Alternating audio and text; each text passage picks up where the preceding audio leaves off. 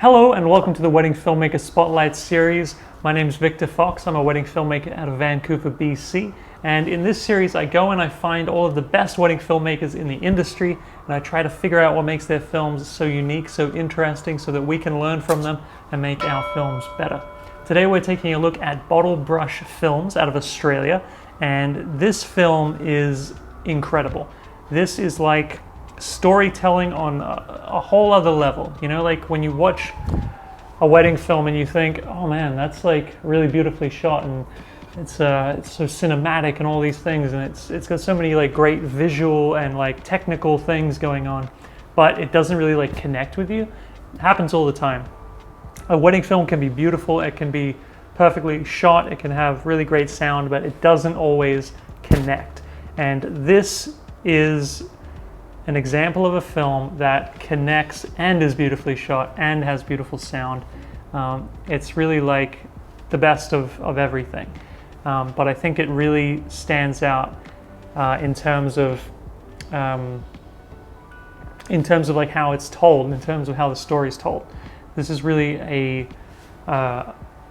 masterclass, this video, in like storytelling and like creating a compelling and deep story with your wedding films. So let's have a little look. I'll show you a scene from the film, and then I'll kind of like skim through and I'll talk about what I like and how we could potentially do something like this in our own films. Love to me is a feeling of happiness. It's being in the present, truly in the moment. If architects design the plans of blue and black and gray, then I can clearly trace the lines and read you in that way. You know you love someone because in that moment of love, all other concerns melt away in the face of it. Tearing down the baseness of it all. All that exists in that moment of love is just that. To me, love is so many things, and a lot of them started when I met you. And they started with this space between us that happens when we catch each other's eye across a room and can't stop smiling. That's my absolute favourite place to be. It's a place that goes straight to my soul, and that to me is love. I love Mommy and Daddy. You are true love. To me, you are true love. Okay, so technically speaking, there isn't really a lot to cover. I mean, this was probably mostly shot by maybe 2, maybe 3 people on gimbals, tripods, that kind of thing. The ceremony seems like it was shot on a tripod. A lot of the other stuff seems like it's probably handheld or on a monopod or on a gimbal, that kind of thing, just covering the party. You know, it doesn't really matter. I mean, there's definitely some gimbal stuff going on here, but it's not like it's not immediately obvious really that it's like shot on a gimbal or shot handheld. There's, I would say, like the thing that really like makes this film, I would say like the most like the unique thing about the film is that there's a lot of variety in the shots, and that usually means that it was shot handheld or there was just a lot of coverage. So maybe there was multiple people on gimbals. In terms of like, in terms of how they got the coverage, it seems like there was an extra night to get the coverage. So if I skip through, I can find a section where where the couple is at home. So like, we see like the bride, she's in a red dress here, and we have the kids and they're feeding the goats, that kind of thing. So there's definitely an extra day or maybe just an extra night of coverage, and I think that's going to be important to get all of the coverage that you need to really tell this story.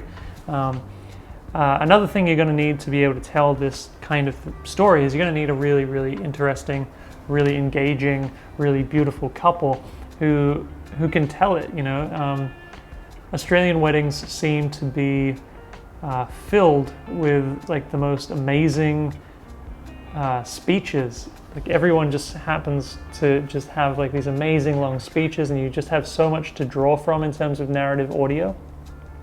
So that could be something you could think about going in.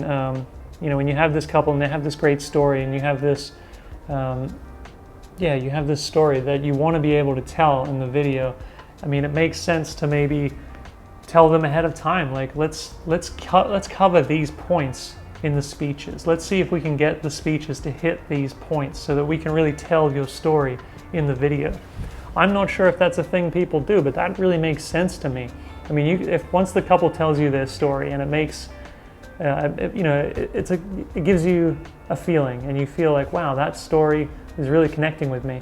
I mean, it makes sense. You want to be able to tell that story in your film. So why not tell the couple? Say, hey, when you reach out to the people who are going to be giving a speech at the wedding, and see if they can hit certain story points and just mention certain aspects of the story of how you met in their speeches. That way you'll know when you get all of your speeches, you get all of that narrative audio together, you're going to have a linear story. This is how they met. This is what happened in the beginning stages, and this is where they're at now. You get a nice arc. So something to think about. I think that is really an interesting idea, and I'm not sure if that's something that had that happened in the pre-production of this, but it wouldn't surprise me because there is a really strong narrative thread of how they met and where they are now, where they talk about this is how they met, there's this funny story of how they met, and then at the end we talk about how far they've come, who they are as people now, and how they've changed and how they're going to continue to grow. So I think if you could somehow do that by reaching out to the couple, getting them to kind of convince their family and friends to hit certain story points in their speech, I think the friends would appreciate it, first of all, because they don't have to come up with what to write, really. You can kind of guide them, just say, you can write what you want, but try to cover these points in your speech. Then you're going to be in a better place when it comes time to make that film. Something to think about. I'm kind of blowing my own mind with that. So yeah, here's the scene of them just kind of hanging out in their apartment or in their house, just being a family. I love that. So yeah, I mean, you're gonna need extra coverage, extra like video coverage, and a really good source, a really good well of narrative audio to make a film like this come together.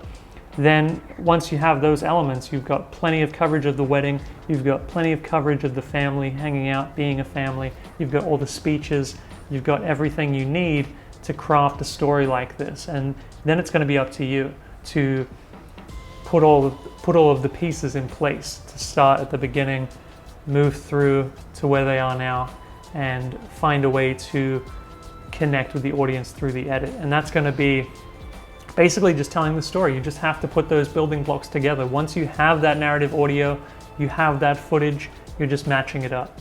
So I really feel like something like this comes together in pre-production, really. Like you're really planning out the story, getting the people to hit those points for you when you, and it's not like every wedding, it's just like when you feel like this couple has a really great story, I really want to be able to tell it. And then I think it's worth putting in the extra time. Then I think it's worth going and getting an extra night of coverage because it's really going to pay off. So that's Bottlebrush Films. This is a really, really beautiful film. I highly recommend you check out Bottlebrush Films. They've got a really cool website as well. It's like all like 70s themed, very neat. So yeah, go and check them out. Tell them I sent you. If you have other wedding videographers you'd like me to take a look at and critique, leave them in the comment section below so I can go and check it out. And if you like this kind of content, don't forget to like and subscribe to my channel for more videos like this in the future. All right, I'll see you all in the next video. Bye now.